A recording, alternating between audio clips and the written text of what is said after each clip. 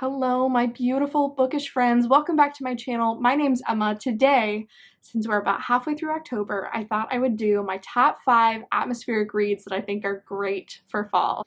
Even if not all of these are set during the months of fall, I think there's something so special about a book that can just fully transport you to a different place, since that's kind of what Halloween's about anyways, right? So I thought that would be a great video for the second half of October. Can't believe we're already here. But to organize today's video, I thought that I would go in order chronologically from the date that the books were released. So I'll start with the oldest book on this list and then end up with the most recently published. So without further ado, let's get started. So the first book on this list was actually released in 1939, and that is Agatha Christie's And Then There Were None. I don't own a copy of this book somehow. I got it from the library about a year or two ago. Shout out to libraries, but it still sticks with me to this day. So this one's like a certified classic. Pretty much all of Agatha Christie's books are, but I think this one might be her most famous. So the basic premise is that a group of individuals are all sent a letter telling them to come to this island. And there seems to be like an abandoned house on this island, and they're all put there and they're not sure at first why they're there or who these other people are, but it turns out that they all have some sort of connection to each other.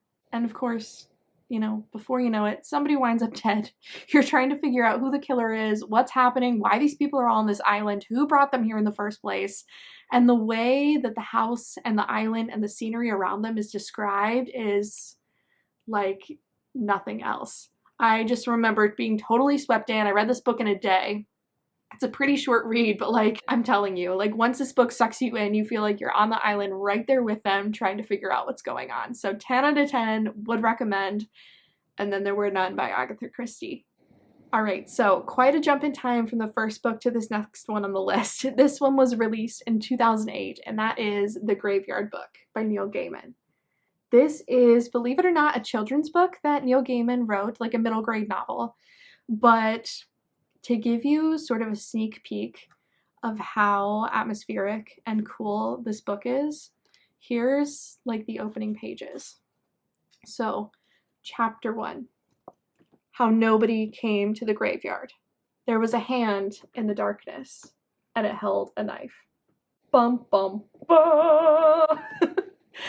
This is such a good book. So the basic premise is that there's this boy and his entire family right at the beginning is killed by a mystery individual, but somehow this baby ends up in this neighboring graveyard and ends up being raised by the different ghosts in the graveyard. So all of his mentors, his adoptive parents are all dead, like they're all spirits. And so he grows up, he explores crypts, he comes across a bajillion different ghosts. There's so much haunting, spooky, like cozy, creepy vibes in this book. Like you feel like you're in the graveyard with Bod, the main character. His name is Nobody, but they call him Bod. You feel like you're right there with him. This is another one of my favorite illustrations. So you can see there's Bod and his mentor, Silas, hanging out in the graveyard together. And I think the whole premise of a book that takes place in a graveyard kind of speaks to itself as to why it's a great atmospheric read. But the story, too, is so incredible. There's so many amazing quotes in this book. The writing is lyrical and moving, and you're trying to figure out why this boy ended up here in the first place. And you really just root for every single character in this book. And it's one of my favorites. It is a middle grade novel, but it really doesn't necessarily read that way. It's got a lot of really mature, interesting, reflective themes that make me just not be able to recommend this book enough. So that is The Graveyard Book by Neil Gaiman. So this next one came out in 2020, and it actually won the 2020 Women's Prize for Fiction. That is Hamnet by Maggie O'Farrell. It's a historical fiction. Shakespeare is in it, but it really focuses on the story of Shakespeare's wife and his twins, Hamnet and Judith. And instead of what I would call like a traditional retelling, where it's based solely on research and maybe true facts that people have been able to find about Shakespeare's wife and family, it really focuses on more of a magical realism retelling. Shakespeare's wife In particular, Anne Hathaway does like palm readings and some different things that really just make her seem like a magical being. Like, she's not technically a witch, but some of her abilities and some of the intuitions that she has are more than a regular person would have. This really focuses on the plague and the impact that it has on this household, but the way that it depicts 16th century Britain, the vividness of Anne Hathaway's character, and those magical realism elements give this book such a unique sense of self, I want to say. It's not like any other book I've ever read, really, truly.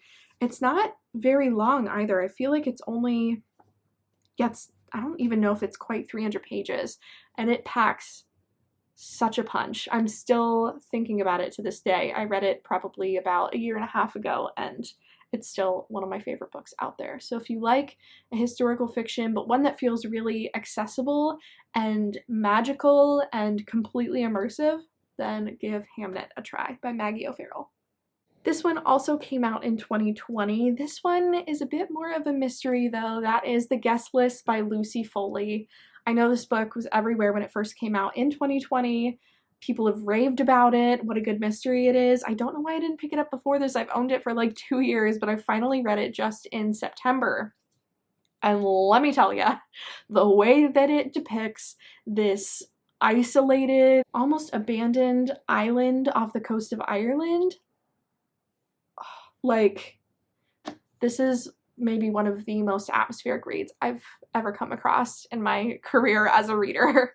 So basically the premise is there is a couple getting married. They're a very like exclusive couple. One is an editor for a really fancy magazine, and the other is an actor in this like survivalist TV show. And so they invite all of their friends, a lot of people to their past, to a destination wedding that they host on this reclusive island. And some secrets start to come to light about some of the characters and some of the ways that they know each other and some of the things that they've done in their past.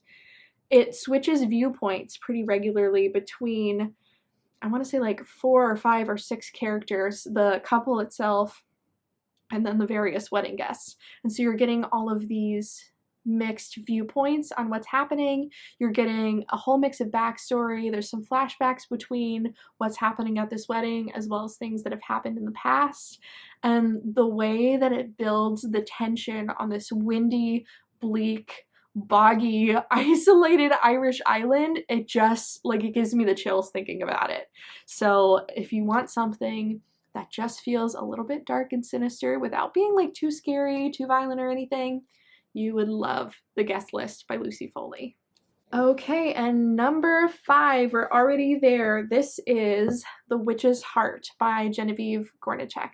This one came out in 2021, I believe, and this focuses on the story of Angrboda, the witch that married Loki in Norse mythology.